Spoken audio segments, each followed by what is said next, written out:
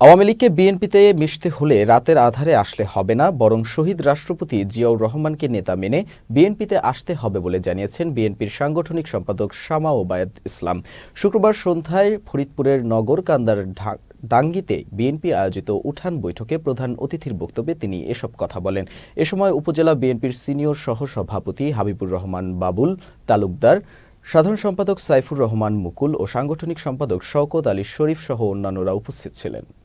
আওয়ামী লীগের লোকজন, আওয়ামী লীগের নেতাকর্মী যারা আওয়ামী লীগ করে, তারা যদি বিএনপিতে আসতে চায়, তারা রাতের অন্ধকারে বিএনপিতে আসলে হবে না। আপনারে ফোন দিলে, আমারে ফোন দিলে হবে না।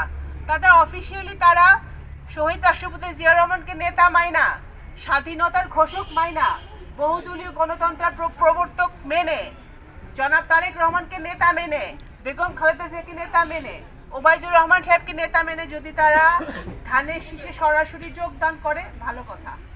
তার আগে কোনো আওয়ামী লীগের সাথে মেশামেশির দরকার নাই, কারণ ষড়যন্ত্র এখনো চলতেছে। আপনারা দেখেন, আওয়ামী লীগ কিন্তু বসে নাই, হাসিনা পালাই গেছে, কিন্তু ষড়যন্ত্র কিন্তু চলতেছে, দেশি বিদেশি ষড়যন্ত্র চলতেছে। আমাদের মধ্যে আওয়ামী লীগ ঢুকে যে কোনো অঘটন ঘটাবে না, সেটার কোনো গ্যারান্টি আছে? সুতরাং আমাদের যারা বিএনপির নেতাকর্মী, ধানের শীষের নেতাকর্মী ডাঙ্গি ইউনিয়নে প্রত্যেকটা ওয়ার্ডে, তাদেরকে আমরা সুসংগঠিত করে তাদেরকে শক্তিশালী করি।